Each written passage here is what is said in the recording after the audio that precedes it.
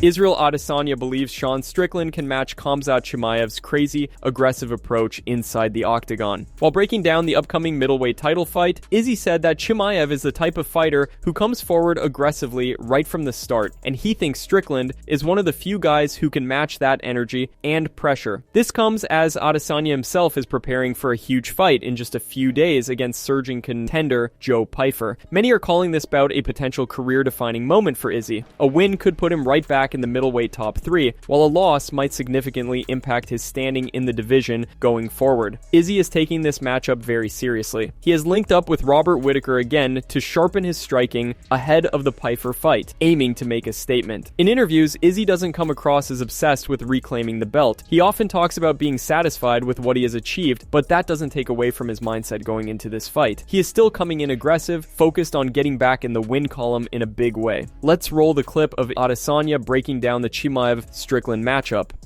And of course, we have a title fight coming up with Chimaev making that first title defense against Sean Strickland in Newark. You've shared the cage with Strickland before. How big of a dog is he in this fight in your eyes? Can he upset the apple cart? I think he can if it goes to the later rounds and he doesn't get taken down. But again, Chimaev is a bat out of hell. He's a guy that comes aggressively straight away, and Strickland can match that probably, but we'll see. And they've trained together, so this is probably something that happened in the gym that we are not privy to. So yeah, that'll be interesting. But I look forward to watching it and reacting to it on YouTube. Islam Makhachev's manager, Ali Abdelaziz, just dropped a major bombshell in a recent interview with TMZ Sports. First, he confirmed what many fans had been speculating about. A few days ago, Michael Morales posted on Instagram that he had signed a contract to fight Islam for the welterweight title. While that wasn't official confirmation at the time, Ali Abdelaziz has now verified that Islam will headline a UFC welterweight title fight in July. Although he didn't name the opponent, it's now more than obvious that the opponent is Michael Morales, just as Morales had hinted. Islam's team has also revealed that the UFC had already offered Islam the fight against Morales back in January, but Islam had to turn it down at the time. Now the UFC is trying to make that same matchup happen in July. On the topic of Ilia Topuria, Ali said the UFC made it very clear they would strip Topuria of the lightweight title if he did not accept the fight against Justin Gaethje at the White House. He added that if Topuria had refused, the UFC was prepared to book Arman Tsarukyan versus Justin for the undisputed championship. Let's roll the clip of Ali Abdelaziz speaking with TMZ Sports and dropping these major updates. I believe Ilia and Islam is the biggest fight the UFC can make. I think this fight should happen this year. Islam got offered a different fight at welterweight. Islam already have a fight in the summer. He have a welterweight #1 contender match against someone. It's a done deal already, and the UFC will announce it probably soon, But it was, if Islam would have took the fight, probably Ilia would not be on the card. One of the things too, Ilia, if he didn't take the Justin fight, it might be got vacated, and Justin fought with Arman Tsarukyan too. It was a lot of conversation, and it's happened in the middle of the night, and a lot of people put work into this, At my part, I was ready. My guys was ready to fight. It was good to go. Justin Gaethje, took me 5 minutes to make a deal for him. If Ilia did not take the fight, he was going to fight Arman Tsarukyan for the undisputed title.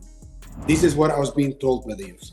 Alex Pereira just posted a video of him getting knocked out by Israel Adesanya and sent a message to him ahead of his fight this weekend. Saturday is fight night once again. Much respect to Israel Adesanya. We've shared the octagon and moments that became part of my journey. That loss taught me a lot. It pushed me to evolve not only as a fighter, but as a man. I grew, matured, and used it as fuel to reach a higher level in the sport and in life. Regardless of rivalry, I know what it means to step in there. The years of work, the pressure, the sacrifice. That's why I wish you a great fight. Go in focused and show your best. We keep evolving. See you at the top. Chama.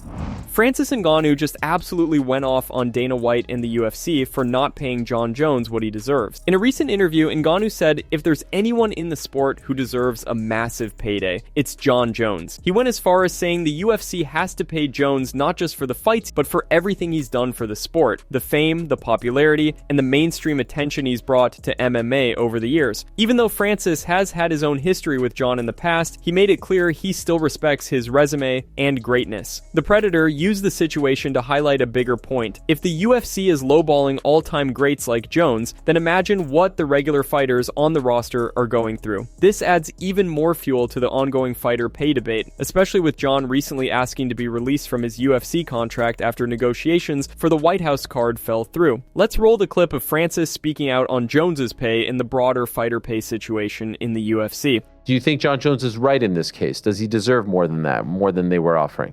Of course, Jon Jones deserves that. What are you talking about? Jon Jones been in this organization for how long? Jon Jones been a champion since he was 23, I think, I believe. Yeah. Which is, 15 years or over 15 years? If there is somebody that deserves something nowadays, like just even to pay him tribute, it's Jon Jones. Jon Jones needs to get paid, maybe not only for the fight that he's fighting, but for what he have done for the sport, for where he have taken the sport to.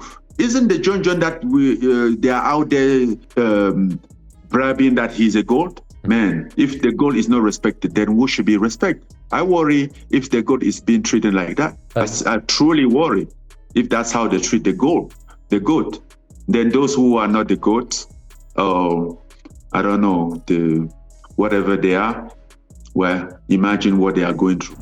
Lerone Murphy believes he won the first 3 rounds against Movsar Evloev at UFC London and feels the fight should have at least been scored a draw. In a tweet after the fight, Murphy wrote, "I loved every second of the fight. I thought I'd done enough to take the first 3 rounds, although it was close. A draw at the very least with the point deduction, but on to the next. Movsar fought a smart fight and didn't give me many openings. I could have created a bit more chaos. I hope we can run this back at some point. I'll be back with a vengeance." Photos also surfaced online showing Movsar Evloev with a nasty broken nose during his fight camp for UFC London, which has added more fuel to the debate. Fans remain split on the majority decision. Some argue it should have been ruled a draw because of the point deduction and how close the fight was, while others believe Evloev clearly did more damage overall with his wrestling, control time, and ground and pound. Despite the controversy, the win keeps Movsar undefeated at 20-0 and strengthens his case as the #1 contender for Alex Volkanovski's featherweight title. The champ has admitted he was pleasantly surprised by Evloev's performance, particularly how well he stood and traded with Murphy instead of relying solely on wrestling. He said it was quite impressive and gave fair play to Movsar for going 20-0. When asked about the title picture, Alex made it clear he believes Movsar is next. Volk had previously stated he wanted the winner of Evloev versus Murphy as his next challenger, and after seeing the fight, he appears ready to face the undefeated Russian contender.